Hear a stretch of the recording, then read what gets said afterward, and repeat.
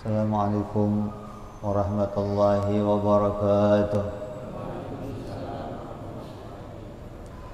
Al-Fatihah ila ruhi sayyidina wa habibina wa syafi'ina Rasulillah Sayyidina Muhammad ibn Abdullah sallallahu alaihi wa ala alihi wa ashabihi wa azwajihi wa dhurriyyatihi anna Allah yu'ali darajatihim bil jannah wa yanfa'una bi asrarihim وأنوارهم وعلومهم ونفحاتهم وبركاتهم في الدين والدنيا والآخرة فاجعلنا من حزبهم ويرزقنا محبتهم ويتوفنا على ملتهم ويعفرنا في زمرتهم بالعافية وسلامة لهم الفاتحة.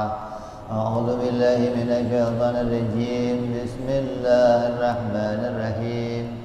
الحمد لله رب العالمين الرحمن الرحيم مالك يوم الدين إياك نعبد وإياك نستعين اهدنا الصراط المستقيم صراط الذين أنعمت عليهم غير المغضوب عليهم ولا الضالين آمين.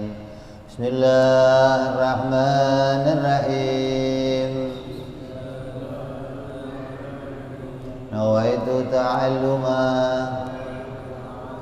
وتعليما وتذكرا وتذكيرا والنفعا والاندفاعا والإفادة والاستفادة والحثا على التمسك بكتاب الله وسنة رسول الله صلى الله عليه وسلم ودعاء إلى الهدى والدلالة على الخير ابتغاء مرضاته وقربه وثوابه وحسن الخاتمة مع اللطف والعافية صلاح العاقبة. بسم الله الرحمن الرحيم. الحمد لله رب العالمين وبه نستعين على أمور الدنيا والدين والصلاة والسلام على رسول الله سيدنا وحبيبنا وشفيئنا ومولانا محمد صلى الله عليه وعلى آله وصحبه أجمعين. أما بعد قال مصنف الكتاب هذا حبيب الإمام الحبيب عثمان بن عبد الله بن عقيل بن يحيى رحمه الله وغفر له ولوالديه ونفعنا به في الدارين. اللهم افتح قلوبنا فتوح العارفين وبحكمتك وانصر علينا برحمتك يا أرحم الراحمين. إلى أن قال. Yang lalu sudah kita bahas tentang definisi dalil. Apa itu yang namanya dalil? Artinya kita sekarang sering mendengar mana dalilnya, dikit-dikit dalil, dikit-dikit dalil. Kita harus tahu apa sih yang namanya dalil. Dalil itu adalah sesuatu yang menunjukkan kepada sesuatu yang lain. Perkara yang menunjukkan kita pada adanya perkara yang lain namanya dalil, gitu loh. Contoh basah. Kalau kamu lihat taman-taman basah, genteng basah, jalan basah, maka basahnya semua itu jadi tanda tadi ada hujan. Jadi basah itu merupakan dalil, gitu loh. Basah membawa pikiran kita mengetahui tadi ada hujan. Atau kamu melihat hangus, ada rumah hangus. Oh, kalau rumah hangus itu orang yang melihat rumah hangus pikirannya akan langsung tadi rumah ini terbakar. Itu namanya dalil. Hangus itu jadi dalil, gitu loh. Sesuatu yang mengantarkan kita memahami sesuatu yang lain. Nah, wujudnya alam ini tadinya ada atau enggak ada? Tadinya enggak ada, terus berubah menjadi ada. Sesuatu yang tadinya tidak ada kemudian menjadi ada, menurut akal, oh ini pasti ada yang menciptakan. Jadi alam ini menjadi apa? Dalil. Alam ini jadi bukti bahwa yang menciptakan langit bumi itu ada. Ya, ini enggak terjadi dengan sendirinya. Ini enggak berubah dengan sendirinya. Tapi ada yang menentukan. Matahari di atas, bumi di bawah, bulan yang berputar, bergeser kanan ke kiri, ini tidak terjadi dengan sendirinya. Allah berfirman, inna fi khalqis samawati wal ardi wa ikhtilafil laili wan nahari la ayatin li ulil albab. Kejadian penciptaan langit, penciptaan bumi, dan silih bergantinya siang dan malam, maka pada semua itu terdapat tanda-tanda bagi orang yang berakal. Itu dalil bagi orang yang mau berpikir.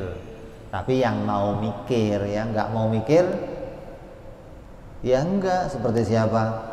Orang filsafat, orang ateis.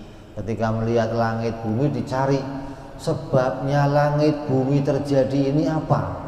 Oh, terjadinya karena Big Bang, ledakan yang besar. Enggak dibikin Allah, enggak, terjadi dengan sendiri.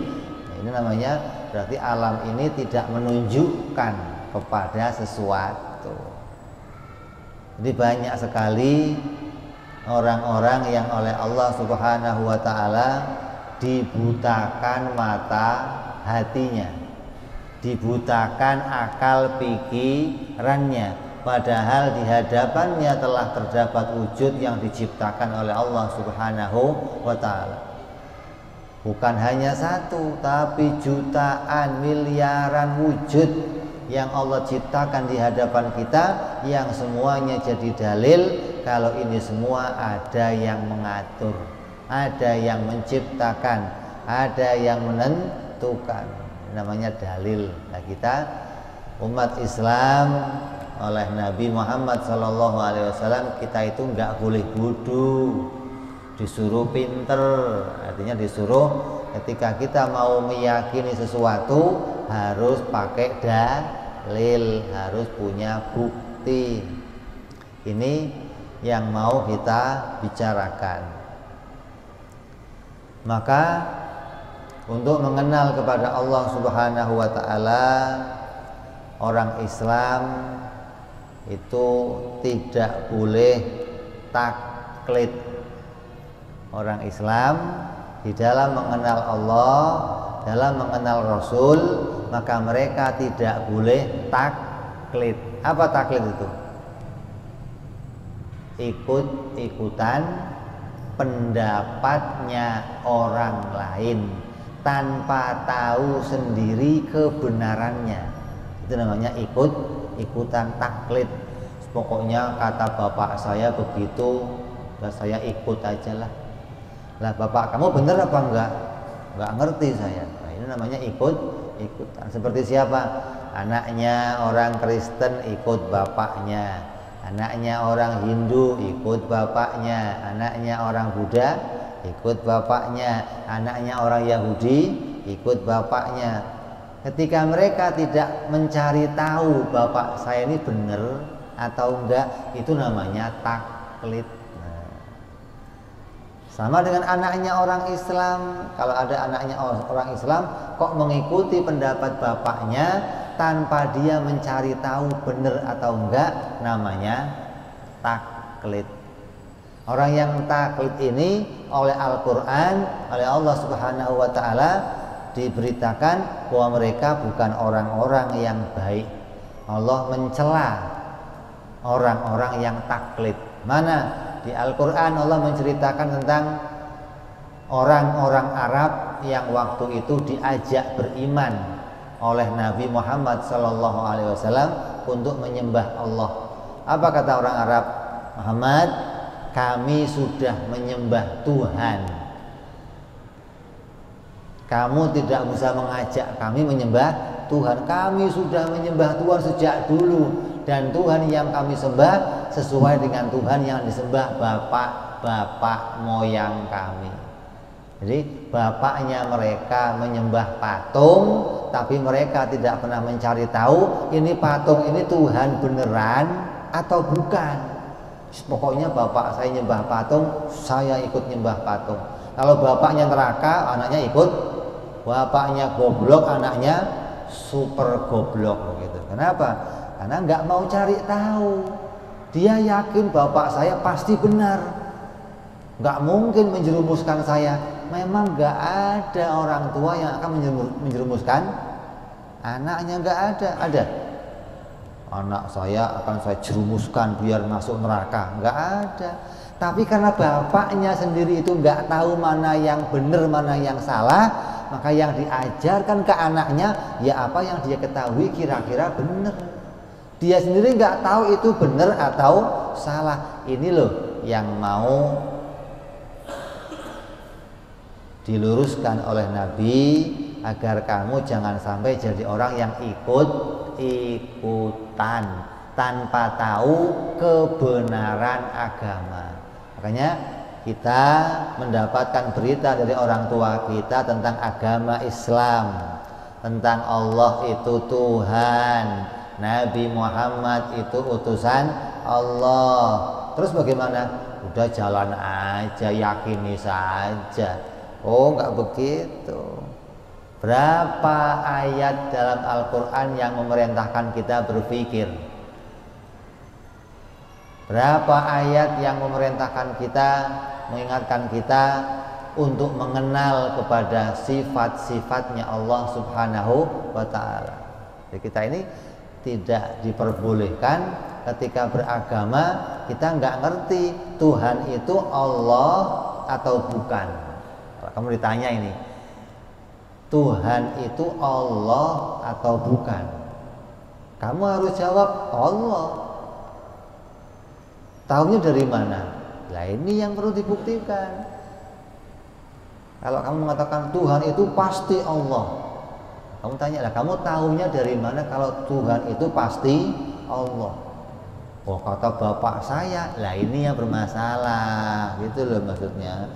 Ketika kamu yakin Allah itu Tuhan, lalu kamu dituntut dari mana asal keyakinan kamu, lalu kamu mengatakan dari orang tua saya, dari guru saya, ini yang oleh agama dikatakan keimanannya bermasalah.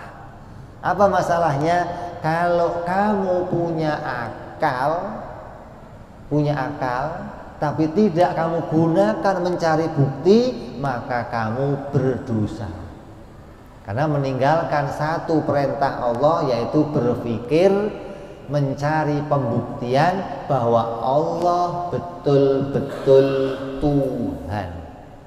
Hanya agama Islam yang memerintahkan umatnya untuk meneliti kebenaran agamanya. Yang lain nggak boleh, jangan dalam-dalam. Di agama Islam perdalam. Firman Allah dikatakan, idza sa'alaka ibadi anni. Wahai Nabi Muhammad, kalau ada yang bertanya kepada kamu tentang aku, maka jawab, inni qarib, bahwa aku itu dekat. Artinya orang tidak dilarang bertanya tentang Allah. Allah sendiri yang mengatakan kalau ada yang nanya tentang aku, berarti Allah itu siap dikenali.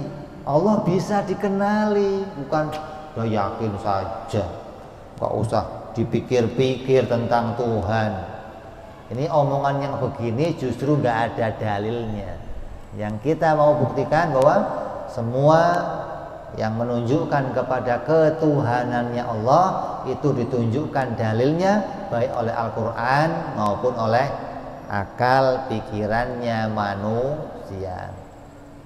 Ya, jadi kalau kita punya akal tapi tidak mau berpikir mencari dalil, maka hukumnya berdosa. Apa dosanya? Karena meninggalkan berpikir. Terus kalau saya nggak punya akal, artinya akal saya lemah. Akal lemah itu bagaimana? Kalau mikir lemot, maka orang yang lemah pikirannya, ketika dia imannya mengikuti pendapatnya orang lain, tidak dianggap berdosa. Kenapa? Karena tidak punya kemampuan.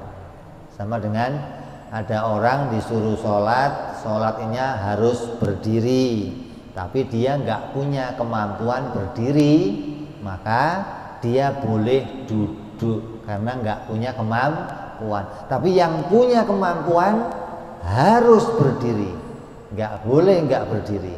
Kalau dia punya kemampuan tapi nggak berdiri, kalau itu sholatnya fardu, maka nggak sah sholatnya. Kalau itu sholatnya sunnah, pahalanya berkurang. Jadi kalau kamu kok sholat sunnah di rumah, capek pulang kerja mau sambil duduk, boleh. Allahu Akbar. Tapi pahalanya berkurang. Tapi kalau yang wajib, nggak boleh, harus sambil berdiri. Itu rukun namanya. Nah, dalam mengenal Allah sama demikian. Kalau akal kita mampu, maka diperintahkan kita mencari dalil. Kalau akalnya nggak mampu, kita cukup ikut-ikutan pendapatnya orang tua. Nah, apa ukurannya akal saya mampu itu? Apa ukurannya? Ya ditanya. Kalau nggak ditanya, mana kita tahu akalnya pinter atau nggak? Tanya. Kalau ada barang di depan kamu, yang barang ini tadinya nggak ada, kemudian menjadi ada, kira-kira barang ini muncul sendiri apa ada yang menciptakan? Tanya begitu. Matahari itu kalau malam nggak ada, kalau pagi muncul menjadi ada. Ini matahari ini muncul sendiri atau ada yang memunculkan? Kalau ditanya begitu jawabnya nggak ngerti saya. Oh, berarti akalnya lemot. Tapi kalau akal yang cerdas pasti dimunculkan. Nggak mungkin ada sesuatu yang terjadi dengan sendirinya, nggak ada. Sesuatu itu tidak mungkin terjadi dengan sendirinya. Pasti ada penggeraknya, pasti ada penciptanya, pasti ada pengaturnya. Ini ukurannya seperti itu. Kalau umumnya dia ditanya, apa buktinya adanya Tuhan? Allah. Buktinya apa kalau Allah itu ada? Oh, langit, bumi, cukup. Berarti akalnya sudah berpikir. Kalau apa buktinya kalau Allah itu ada? Kata bapak saya, wah ini taklid. Ini namanya ikut-ikutan. Ini yang bermasalah. Jadi yang mau kita bahas adalah mengenal Allah itu harus disertai dengan dalil. Lah yang suruh nyari dalil itu siapa? Ya akal. Kalau akalnya nggak waras bagaimana? Ya. Nah terus yang mau kita kenali dari Allah itu apa? Sebatas mana sih seseorang Islam itu disuruh mengenal Allah? Atau cukup kenal namanya Allah? Atau cukup kenal Asmaul Husna yang 99? Allah Rahman Rahim Malik Qudus Salamul Mu'min Muhaimin Aziz Jabbar Mutakabbir sampai dengan akhir. Oh enggak seperti itu. Kita diperintah Allah mengenal Allah bukan mengenal namanya, tapi mengenali sifat-sifat Allah. Apa yang mau kita kenali dari sifat-sifat Allah? Kita mau menetapkan 3 perkara dari sifat-sifat Allah. mana yang wajib bagi Allah, mana yang mustahil bagi Allah, dan mana yang jaiz bagi Allah.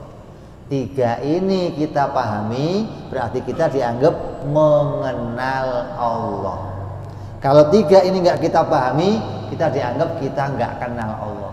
Kita hanya kenal namanya, tapi nggak kenal apa yang menjadi ketetapan bagi Allah. Begitu pula bagi para rasul alaihimus salatu wassalam. Diperintahkan kita mengenali tiga perkara: apa yang wajib bagi rasul, apa yang mustahil bagi rasul, dan apa yang jaiz bagi rasul. Tiga ini: wajib, mustahil, jaiz.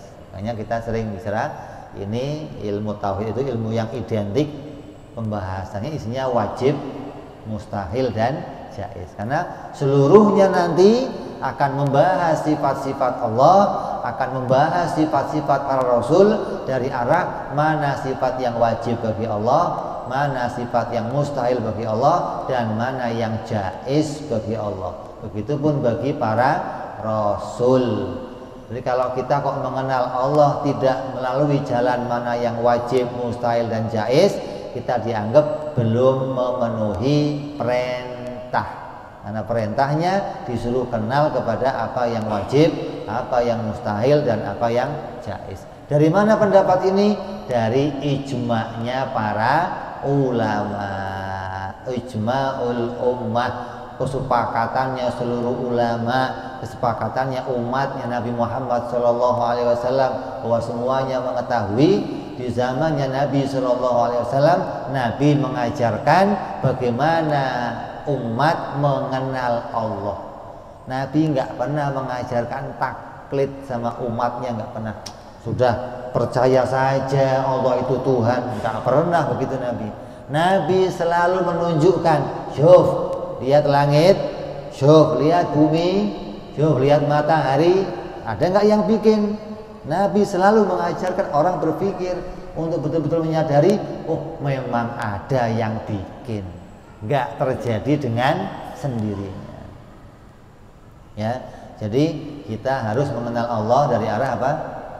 Wajib, mustahil, jaiz. Ini kalau nggak ngerti ini, waduh, bahaya ini. Ya, makanya sebelum kita masuk membahas sifat-sifat Allah, Habib Utsman bin Yahya mengajarkan kepada kita tentang apa itu yang namanya wajib, apa itu yang namanya mustahil, dan apa itu yang namanya jaiz. Oleh karena itu, sebelum membicarakan 20 sifat yang wajib bagi Allah, terlebih dahulu kita mengetahui satu persatu dari tiga perkara tersebut. Dan di sini ditambahkan pula nanti akan diterangkan pula tentang hukum yang lainnya, yaitu hukum syar'i dan hukum addi, agar dengan demikian kita bisa memilah-milah, membeda-bedakan hukum tersebut satu sama lain. Kata Utsman, kita ini harus mengenal tiga macam hukum. Ada hukum syar'i, ada hukum addi, ada hukum akli. Berapa hukum? Tiga: akli, addi, syar'i. Baru denger Bib, saya Bib, lah baru ngaji kamu ya, baru denger lah. Mana aja, buka kitabnya. Ini kitab Habib Utsman ini sudah berapa tahun? Orang-orang Betawi semuanya ngajinya ini. Nah kalau nggak kenal kitab ini bagaimana? Ya bukan Betawi, berarti kamu ngarang aja. Orang Betawi kenal semua sifat 20. Lah isinya apa? Ini beliau mengajarkan kepada kita yang pertama, memperkenalkan dulu kita harus ngerti hukum. Hukum itu ada tiga, ada hukum akli, ada hukum addi, ada hukum syar'i. Hingga untuk apa tujuannya kita mengenal 3 hukum itu? Biar nggak salah menetapkan.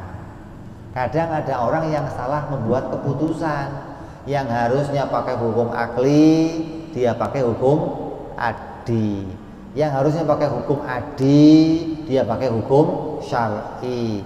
Orang yang salah menetapkan hukum ini akibatnya fatal, akibatnya berbahaya ketika kita salah menetapkan posisi hukum. Makanya kita sebelum memulai memahami tentang sifat-sifat Allah, beliau Al-Utsman bin Yahya memperkenalkan dulu kepada kita yang namanya hukum akli, adi, dan syar'i. Kita mulai dari awal yang namanya hukum dulu. Hukum itu apa? Kita biasa cerita ada hukum apa? Hukum rimba, hukum alam, apalagi hukum karma, apalagi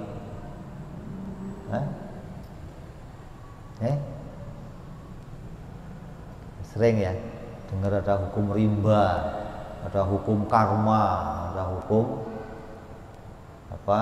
Gravitasi, ada hukum apalagi pegas, ada hukum logaritma, ada hukum aljabar, ada hukum macam-macam. Kayaknya hukum itu di dunia banyak banget.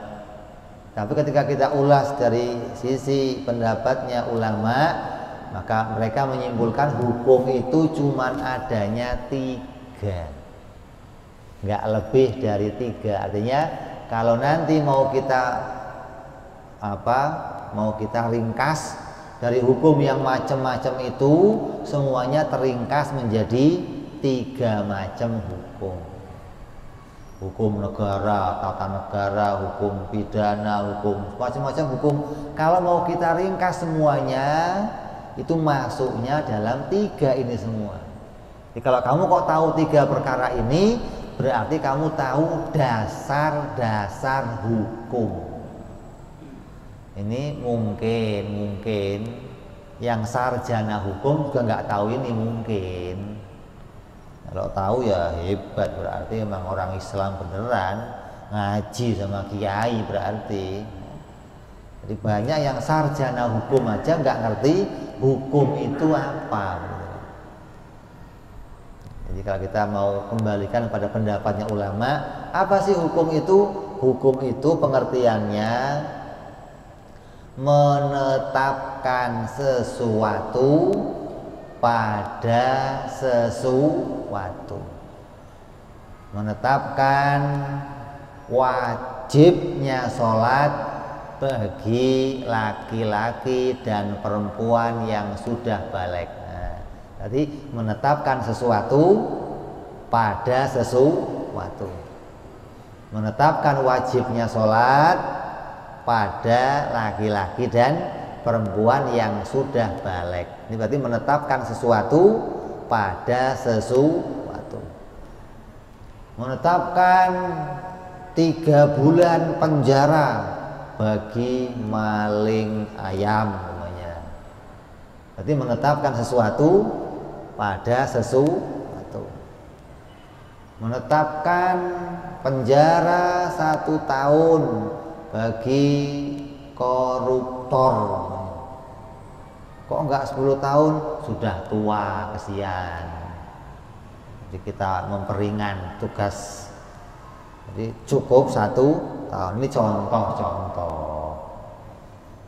Menetapkan orang yang makan pasti kenyang. Menetapkan api membakar. Menetapkan pisau memotong. Ini hukum semuanya. Jadi menetapkan sesuatu pada sesuatu, itu namanya hukum. Kalau kamu kok tahu-tahu membuat putusan, ini nggak boleh begini, ini nggak boleh begini, itu namanya hukum. Artinya membuat satu ketetapan. Nah, kalau kita mau bicara yang namanya hukum, sebuah ketetapan, itu tidak lepas nanti hanya 3 hukum. Ada ketetapan yang namanya ketetapan menurut akal, ada ketetapan menurut agama namanya syariat, ada ketetapan menurut hukum adi. Apa itu adi? Hukum kebiasaannya manusia. Kalau kita kok nggak ngerti 3 hukum ini, mana yang menurut akal hukumnya, mana yang menurut agama, mana yang menurut kebiasaan manusia, nanti kita nggak bisa menemukan yang lurus. Selalu akan tercampur aduk antara 3 hukum ini. Kayak orang menetapkan obat. Orang yang minum obat pasti sembuh enggak? Kalau orang sehat, orang sakit, kalau mau sembuh minum obat, ya. Begitu kita minum obat, kita pastikan kalau sakit kepala obatnya pasti ini. Kalau sakit perut obatnya pasti ini. Kalau sakitnya jantung obatnya pasti ini. Kalau sakitnya corona obatnya apa? Belum ketemu. Nanti mudah-mudahan cepat ketemu. Ini ada keputusannya, ada hukumnya. Ini ketika itu diputuskan berarti menjadi hukum kebiasaan. Kalau saya melempar batu ke atas pasti jatuh ke bawah. Jadilah hukum namanya hukum gravitasi. Ini semua ada aturan atau ada ketetapan. Nah, kita orang beragama juga harus ngerti, jangan dikira, yang ngerti itu mah orang sekolahan, orang-orang akademis, orang-orang yang wah, kita ngertinya apa? Nah, makanya yang kayak harus ngerti ini. Setidaknya kalau kita nggak ngerti secara terperinci, kita ngerti pokok-pokoknya. Oh, yang kamu omong itu hukum adi namanya. Oh, yang kamu omong hukum syar'i. Oh, yang kamu omong hukum akli. Hanya menyimpulkan 3 ini.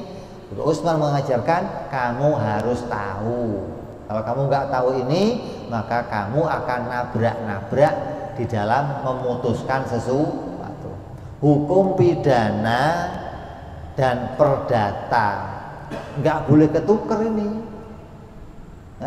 Kalau ketuker, waduh. Ya, pidana itu apa? Oh, yang urusannya masuk penjara, urusannya urusan kriminal, urusannya kesalahan berat, maka ada pidananya. Kalau perdata, urusan rembuk-rembuk aja itu ringan urusannya. Nah, kalau ditukar, hakimnya ditukar bagaimana? Wah, bisa salah hukum.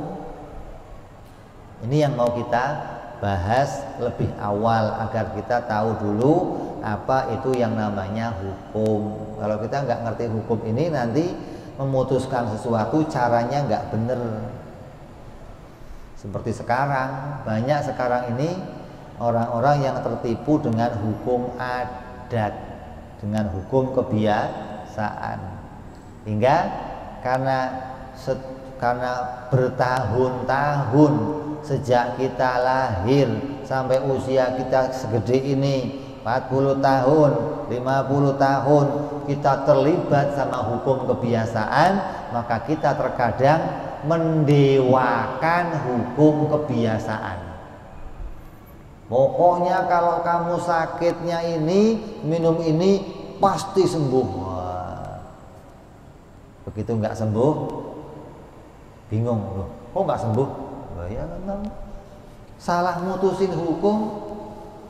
Yang namanya hukum pasti itu yang seperti apa? Ini kamu harus tahu. Kalau kamu nggak ngerti hukum pasti, ya akan terbalik-balik nantinya. Ya. Yang pertama, menurut Habib Utsman bin Yahya, hukum itu namanya hukum akli. Hukum akal itu hukum yang penetapannya disandarkan kepada akalnya orang yang sempurna. Artinya apa? Setiap hukum pasti punya hakim.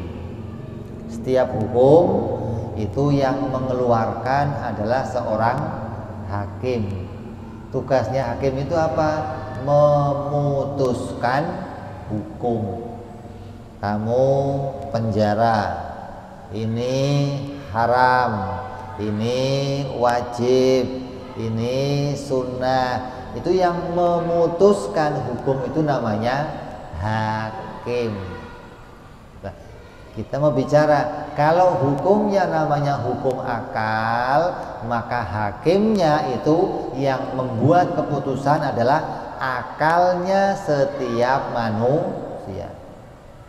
Jadi tiap-tiap kita yang punya akal ini, maka akal kita itu harus bisa membuat satu keputusan.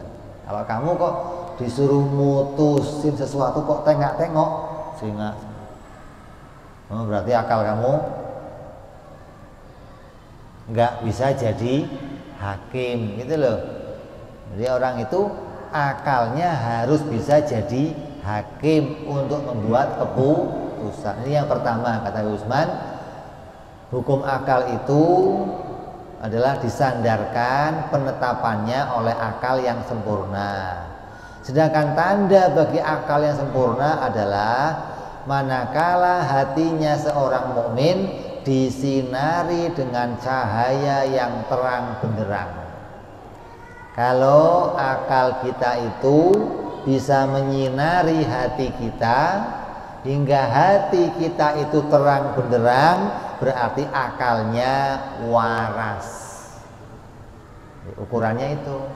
Jadi ukuran akal waras itu apa? Hati kamu bisa mendapatkan pengetahuan. Akal ini digambarkan oleh ulama bagaikan matahari dunia. Matahari dunia kerjanya apa? Menyinari dunia. Ketika matahari bersinar, maka dunia akan terang benderang. Kalau matahari nggak bersinar, dunia gelap.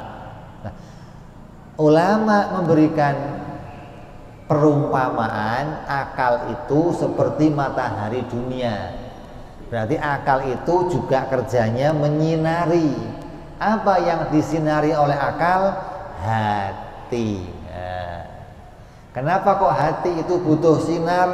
Karena hati ini digambarkan oleh Nabi Muhammad SAW, inna fil jasadi mudghah. Sungguhnya di dalam jasad itu ada segumpal darah.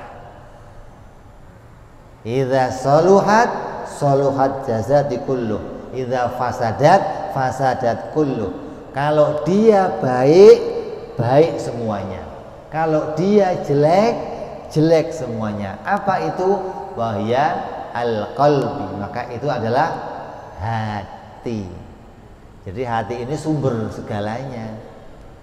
Hati ini pusat segala yang ada dalam diri kita, pusatnya ada dalam hati.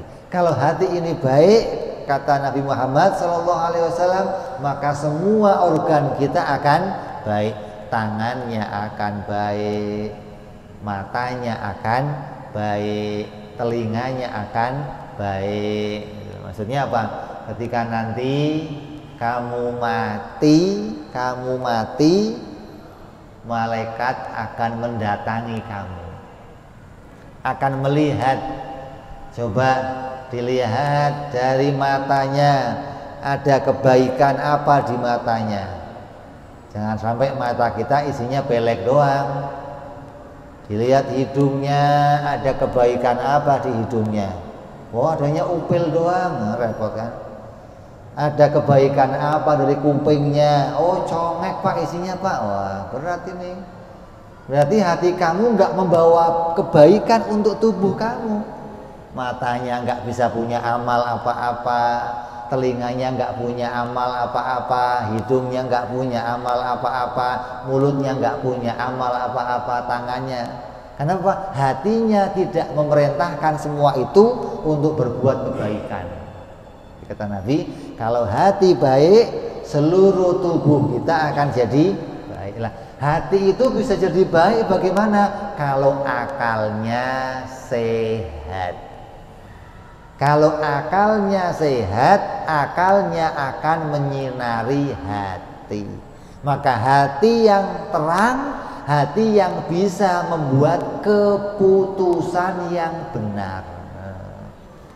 Kalau hatinya kok remeng-remeng, apalagi gelap, wah ini orang kalau sudah lampu mati, terus kamu mau jalan keluar, nggak ada senter, yang terjadi apa? Nabrak, gitu loh maksudnya. Jadi kalau hati ini nggak terang, maka kamu tinggal di dunia ini akan ketabrak-tabrak nantinya. Yang diharamkan oleh agama kamu langgar, yang diwajibkan sama agama kamu tinggalkan. Kenapa? Karena kamu nggak ngerti harus bagaimana. Maka di dunia ini sekarang ini banyak orang kebingungan. Orang filsafat itu orang bingung, Tuhan itu ada nggak ya? Kalau ada di mana dia? Lagi ngapain sekarang? Ini bingung nanya. Agama ini untuk apa? Kok saya harus sholat ngapain? Saya harus puasa ngapain? Ini orang-orang bingung. Sekarang ini banyak orang bingung. Mereka nggak bingung cuma satu urusan. Ini nggak bingung, dia jelas. Oh kalau yang merah cepet, nggak tahu dia cepet. Ini kalau sekarang lu kalau lihat duit matanya hijau, sekarang udah nggak ada duit hijau. Apa warnanya? Merah cepet, sama apa lagi? Biru cepet, matanya lu merah lihat duit. Jadi banyak sekarang ini orang bingung. Kenapa? Hatinya tidak mendapatkan cahaya dari akalnya. Ini yang mau kita bicarakan. Habib Usman kepingin hati kita menjadi hati yang baik. Mudah-mudahan kita semua diberikan oleh Allah hati yang terang benderang, hati yang bisa mengetahui kebenaran, hati yang membawa kita selamat di dunia sampai di akhirat. Gimana caranya? Cerdaskan akal kita. Kalau akalnya cerdas, nanti hatinya akan terang. Ya. Kemudian kata Utsman, manakala hati seorang mukmin disinari oleh cahaya petunjuk yang terang benderang, maka itu tandanya itu akal kamu sehat. Dengan akal itulah seseorang dapat mengetahui ilmu yang daruri, yakni ilmu yang tidak membutuhkan dalil ataupun keterangan. Juga dengan akal itu seseorang bisa mengetahui ilmu yang nadhari, yaitu ilmu yang butuh kepada dalil dan keterangan. Di akal itu alat untuk menemukan dua ilmu. Dengan ilmu ini hati akan terang. Kalau akal nggak bisa nemu dua ilmu ini, maka hatinya akan gelap. Apa dua ilmu ini? Yang pertama ilmu daruri namanya. Apa ilmu daruri? Ilmu yang nggak perlu dipikir. Yang bagaimana? Yang sedunia nemunya sama. Nah, sedunia yang punya akal akan menemukan hal yang sama. Contoh, satu itu setengah dari dua. Betul? Betul? Yang nggak sepakat siapa? Tolong kegerogol. Ini sedunia akan sama nemunya, bahwa yang namanya satu itu ya setengah dari dua. Dua itu kalau dibagi jadinya satu. Itu namanya ilmu yang nggak usah dipikir, semua orang tahu itu. Itu ilmu daruri. Apalagi contohnya, matahari bundar, itu daruri. matahari bersinar terang, itu daruri, semua orang akalnya akan nemu hal yang sama. Anak kecil, orang gede, tua, dewasa akan menemukan hal yang sama. Kenapa? Karena itu sangat mudah dan nggak perlu dipikir, nggak perlu pembuktian, nggak perlu menghadirkan dalil-dalil yang rumit. Ini ilmu yang pertama. Kita harus bisa tahu ilmu yang daruri. Contoh lain lagi apa ilmu daruri? Seperti setiap benda pasti punya tempat. Tiap-tiap benda yang ada di dunia ini pasti punya tempat. Itu daruri. Itu nggak usah dipikir. Coba kamu tanya anak kamu, "Nak, tolong ambilkan sendal bapak." Tanyanya apa dia? Di mana? Berarti anak kecil pun tahu setiap benda pasti punya tempat. Ini yang demikian ini ilmu yang nggak usah dipikir, ini namanya ilmu daruri. Nggak usah pakai kamu cari tahu, nggak usah kamu pakai mikir. Kalau kamu pengen tahu ini garam atau gula ya, cobain aja, selesai. Wah, asin, garam berarti nih. Ini cara-cara yang mudah untuk mendapatkan pengetahuan. Allah berikan kita sarana namanya akal. Jadi akal ini alat menemukan dua macam ilmu. Ilmu yang pertama ilmu yang daruri yang nggak usah dipikir. Apa contohnya, Bib? Apa saja yang kamu ketahui yang orang lain tahu juga sama seperti itu namanya daruri, nggak usah dipikir. Sepakat semuanya. Kalau ada yang daruri kok dia nggak sepakat, ini jelas-jelas akalnya soak, akalnya rusak. Kok ada orang yang mengatakan, "Ada, Bib, saya pernah lihat sebuah benda tapi nggak punya tempat." Wah, ya nggak waras berarti akal kamu. Ada benda tapi nggak di atas, nggak di bawah, nggak di kanan, mana ada bendanya. Tiap-tiap benda yang ada pasti punya tempat. Itu sudah menjadi pemahaman secara daruri. Semua akal sedunia akan menemukan hal yang sama seperti itu. Nah, yang kedua ada lagi namanya nadhari. Apa itu nadhari? Pengetahuan tentang sesuatu yang pengetahuan ini membutuhkan berpikir, membutuhkan mencari dalil. Apa buktinya apa, atau seperti apa contohnya? Ilmu yang nadhari itu ilmu yang tidak semua akal menemukan ini kecuali yang mau mikir. Nah, sedunia ini tentang yang nadhari ini nemunya nggak sama, nemunya beda-beda. Kalau yang daruri tadi nemunya sama semua karena nggak usah berpikir. Apa contohnya? Tuhan itu ada. Ini beda-beda ini. Kok beda-beda? Karena untuk menemukan Tuhan itu ada harus dipikir. Kalau untuk menemukan Tuhan ada itu nggak usah dipikir, sedunia iman semua. Nggak ada yang jadi PKI, nggak ada yang jadi ateis, nggak ada yang jadi Kristen, nggak ada Nasrani, Yahudi, nggak ada. Semuanya satu agama. Kok beda-beda? Karena untuk menemukan ini harus dipikir, akalnya harus cerdas. Kalau enggak, ya kamu enggak menemukan. Gitu loh. Jadi ada yang kedua namanya ilmu nadhari, yaitu suatu ilmu yang bisa kamu peroleh dengan jalan kamu berpikir. Kalau kamu enggak mau berpikir, maka kamu tidak akan menemukan hal tersebut.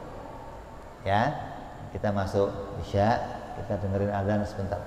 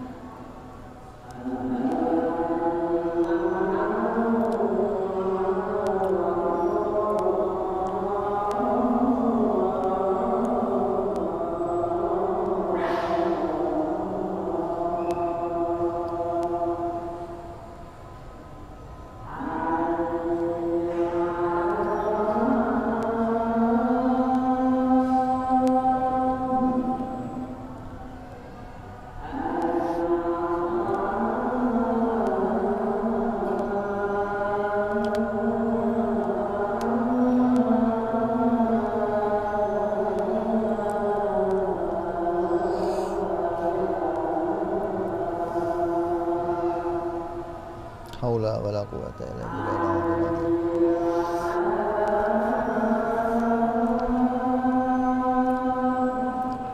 Haula wala quwwata illa billah.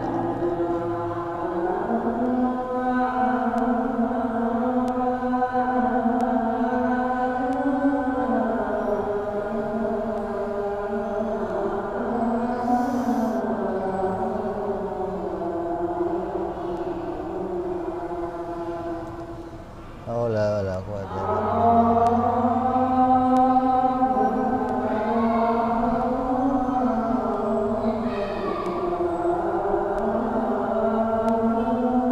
Allahu akbar, Allahu akbar.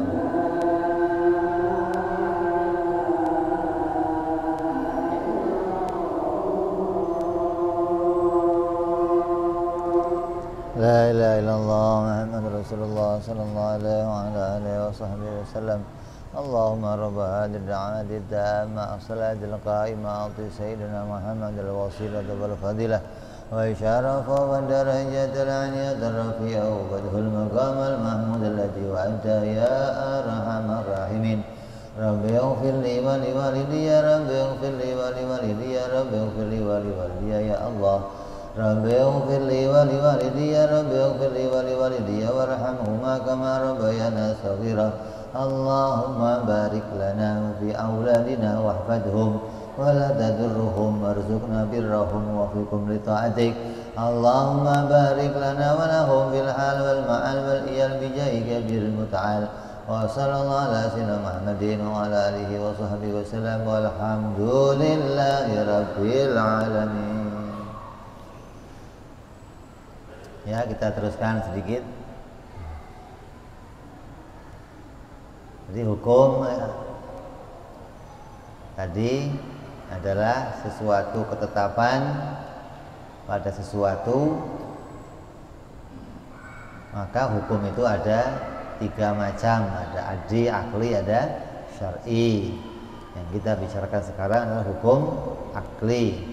Maka untuk memutuskan sesuatu dengan akal, itu akal punya 2 cara memutuskan. Cara yang pertama dengan cara dzaruri, yang kedua dengan cara nadzori. Atau kalau dalam bahasanya orang sekolahan itu ada yang namanya berpikir cepat, ada berpikir lambat. Berpikir cepat itu maknanya spontan, bisa menemukan, nggak usah pakai bertili-tili. Contohnya 1 tambah 1 berapa? 2. Sedunia nemu semua, cepat berpikirnya. Tapi ada yang perlu berpikir yang lambat, kayak apa? 10 kali 100 tambah 2 kali 1000 tambah 7 tambah berapa? Ntar dulu, saya tak ngitung dulu. Nah, ini namanya mikirnya dengan cara lambat. Kenapa? Butuh penelitian, butuh pemahaman, butuh dalil, hingga nanti bisa menjawab nih jawabannya. Jadi akal itu punya 2 cara mutusin. Yang pertama, cara mutusinnya akal itu pakai apa? Cara cepat atau dzaruri. Ada yang dengan cara yang lambat atau namanya nadzori. Cara lambat itu maksudnya dengan cara perlahan-lahan, ada penelitian, ada pendalilan, ada hingga bisa memahami sesuatu dengan benar.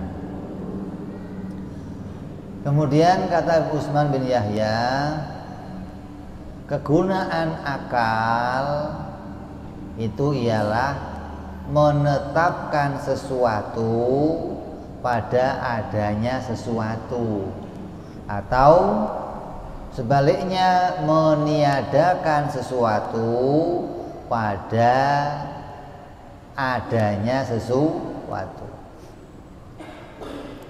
Jadi akal itu gunanya apa?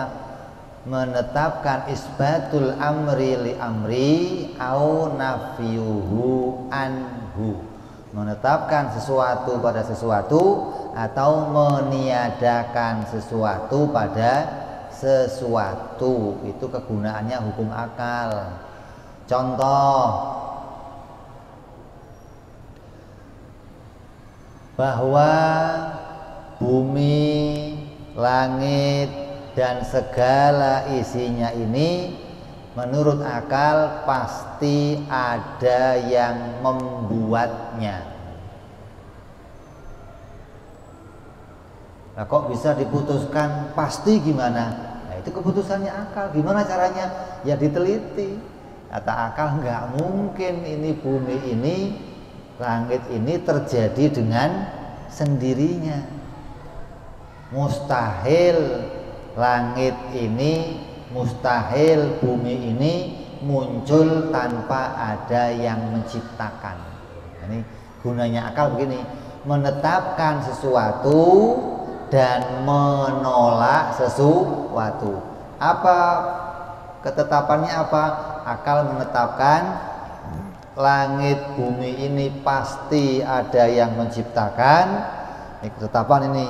Menolak langit bumi ini tidak ada yang menciptakan. Bisa membuat dua keputusan ini.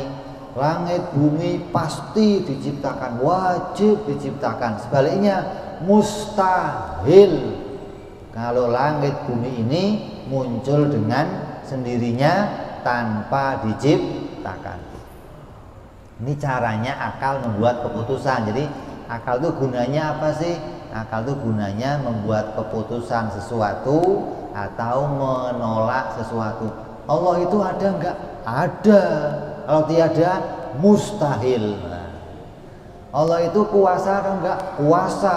Kalau lemah, mustahil. Nah, ini namanya kerjanya akal, membuat keputusan sesuatu dan menolak tiadanya sesuatu pada sesuatu. Allah itu berilmu enggak? Wajib, pasti berilmu. Kalau bodoh, mustahil. Nah, ini menetapkan adanya ilmu pada Allah, menolak tiadanya ilmu pada Allah. Jadi kalau kita kok akalnya sudah bisa membuat keputusan itu, maka hati kita akan terang.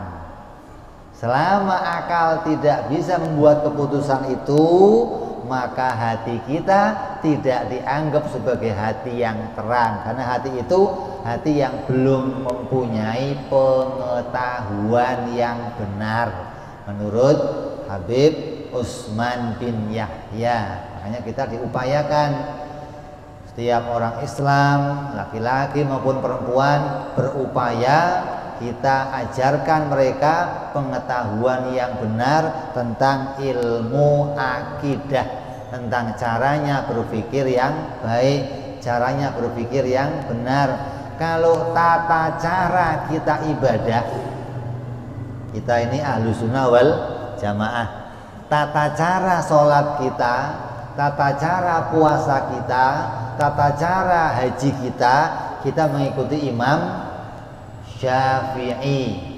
Betul? Betul. Karena mayoritas Indonesia ikutnya Imam Syafi'i.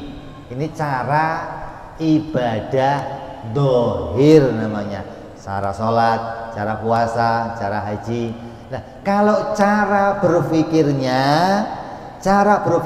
ahlu sunnah mengikuti siapa? Mengikuti Imam Abu Hasan Al-Asy'ari. Nah, kamu harus tahu.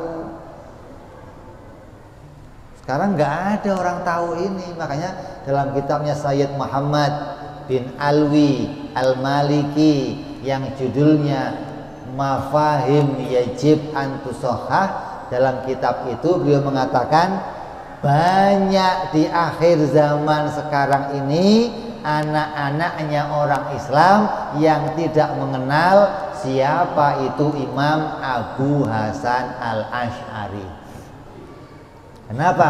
Karena anaknya orang Islam tidak pernah diajarkan cara berpikir menurut orang Islam. Rata-rata kita cara berpikirnya sudah ikut cara pikirannya sekolahan. Cara mikirnya menurut cara mikirnya filsafat. Cara mikirnya menurut ateis, bukan lagi menurut orang Islam. Mana buktinya? Karena mereka tidak mengenal siapa panduan ahlu sunnah dalam berpikir.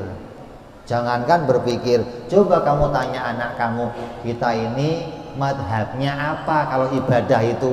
Nggak ngerti Pak, madhab itu apa? Madhab aja nggak ngerti kan repot. Lah anak kita diajari apa coba? Maka wajib kita mengajarkan ini. Kalau kita sudah mengajarkan anak kita tentang sholat, nah bahwa ibadah amalia yang kita kerjakan itu amalnya mengikuti Imam Syafi'i.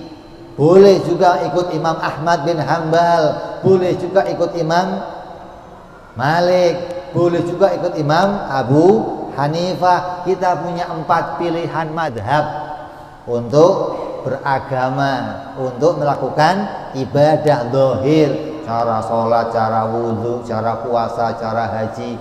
Tapi cara berpikir Ahlu Sunnah sepakat mengikuti Imam Abu Hasan Al-Ash'ari. Nah sekarang ini sudah nggak ada anaknya orang Islam, tinggal sedikit yang memahami siapa itu Imam Abu Hasan Al-Ash'ari. Makanya di masjid ini kita akan mengulang kembali bagaimana orang tua kita dulu mengajarkan kepada anak-anaknya cara berpikir yang sesuai cara mikirnya Nabi Muhammad SAW. Seperti apa? Ya seperti yang diajarkan Imam Abu Hasan Al-Ash'ari.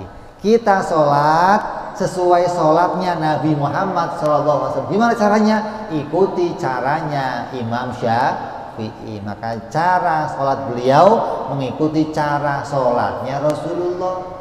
Cara mikirnya kita pun begitu, harus cara mikirnya ikut cara mikirnya Rasulullah. Seperti apa? Seperti cara mikirnya Imam Abu Hasan Al-Ash'ari. Mudah-mudahan kita dipanjangkan usianya oleh Allah, disehatkan oleh Allah, terus bisa mengkaji kitab ini. Kita mau kembalikan anak-anak kita biar mereka kembali cara mikirnya seperti cara mikirnya orang Islam, cara mikirnya Ahlus Sunnah wal Jamaah, cara mikirnya para wali-walinya Allah, cara mikirnya para sahabatnya Rasulullah, hingga kita sama cara mikirnya dengan cara mikirnya Rasulullah SAW. Dengan cara itu kita berharap kita bisa selamat di dunia, selamat di akhirat, hati kita terang benderang, membawa kita selamat sampai berjumpa dengan Allah Subhanahu wa ta'ala. Amin ya rabbal alamin. Bijahi Nabi Muhammad sallallahu alaihi wasallam. Al-Fatihah. A'udzu billahi minasyaitonir rajim. Bismillahirrahmanirrahim. Alhamdulillahi rabbil alamin arrahmanir rahim maliki yaumiddin. Iyyaka na'budu wa iyyaka nasta'in ihdinas siratal mustaqim siratal ladzina an'amta 'alaihim ghairil maghdubi 'alaihim waladdallin. Amin. Ya Rabbana tarabna bi anana tarabna wa anana asrabna 'ala ladha ashrafna fatub 'alaina taubah taghsil kulli haubah wasdur lana aurati wa amin rawati waghfir li walidina rabbi wa mauludina wal ali wal ihwani wa sairil hillani wa kulli di mahabbah au jiratin au suhbah wal muslimina ajma'in. Rabbi isma fadlan wajudan manna la biktisabi minna bil mustafa rasulina Allah bi kulli suli salla wa salam rabbi alaihi andal habbi wa alihi wa sahbihi idada ta'si suhbi walhamdulillahi fil badi wa tanahi subhana rabbika rabbil izzati amma yasifun wa salamun alal mursalin walhamdulillahi rabbil alamin. Assalamualaikum warahmatullahi wabarakatuh.